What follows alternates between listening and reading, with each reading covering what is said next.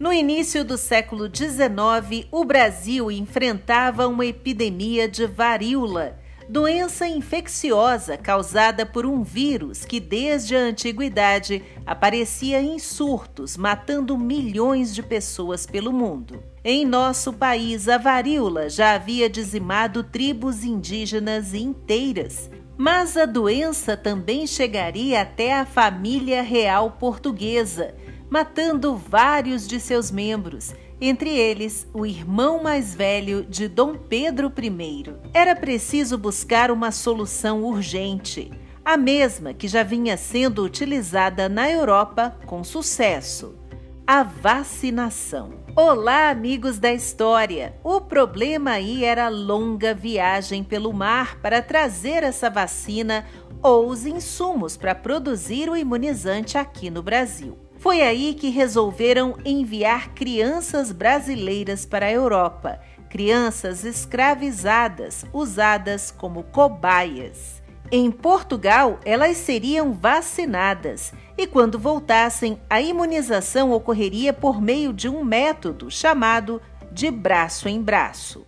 É preciso lembrar que a vacina da varíola era feita a partir do pus extraído das feridas contaminadas das pústulas das vacas com a doença. Uma iniciativa desse homem, Edward Jenner, um médico britânico que trabalhava na zona rural. Ele começou a observar que as pessoas que lidavam com o gado tinham resistência à varíola e queria entender por que elas não adoeciam. E foi então que descobriu. Na verdade, o que acontecia é que essas pessoas já tinham sido, sim, infectadas, só que com uma versão mais leve do vírus, a mesma que atacava os animais. Foi aí que o médico teve a ideia de retirar o pus ou a linfa desses bovinos e inocular nos humanos, que passariam a desenvolver apenas a forma benigna da doença.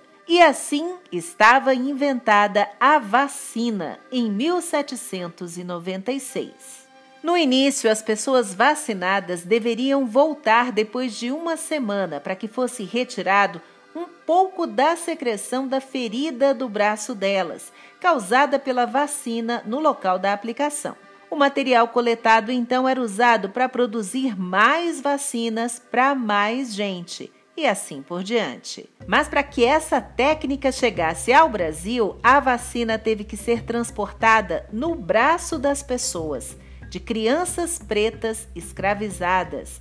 Elas eram enviadas para a Europa e retornavam imunizadas. Quando estavam em alto mar, o pus era extraído delas, chegando aqui ainda fresco, em condições de uso. Se esse material fosse trazido direto de Lisboa, acabaria perdendo a validade na viagem de mais de 40 dias de barco.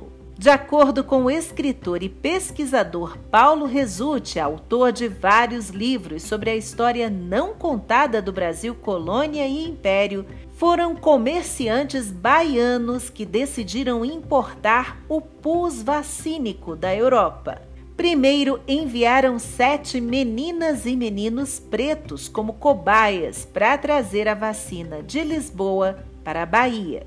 E a partir de 1805, esse mesmo método passou a ser utilizado para transportar a vacina nas próprias terras da colônia, como revela o historiador Filipe dos Santos Portugal, autor de um estudo sobre esse tema, que explica como um certo número de pessoas, geralmente escravizadas, eram enviadas até o local de origem da vacina e depois vacinadas, braço em braço, até que ela chegasse ao destino.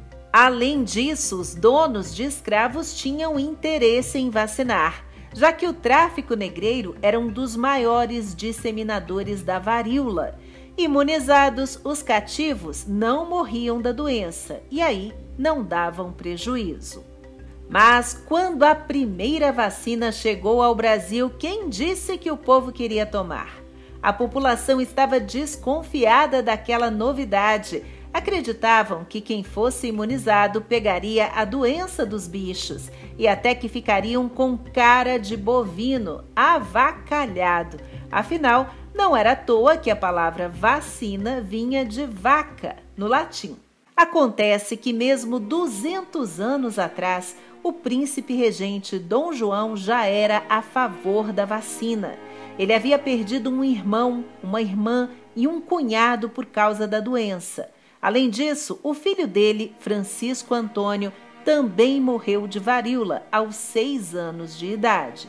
Mas a mãe de Dom João, Dona Maria I, tinha uma posição contrária e Dom João virou o herdeiro.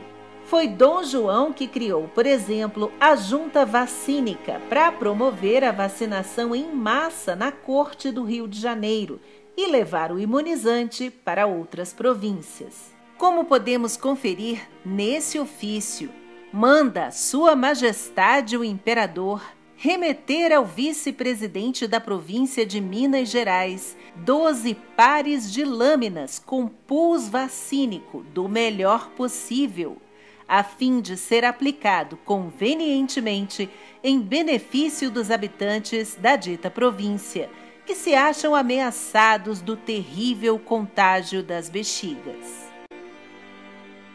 E foi essa junta vacínica da corte que bolou uma estratégia para convencer a população a se imunizar, transformou as igrejas do Rio em postos de vacinação.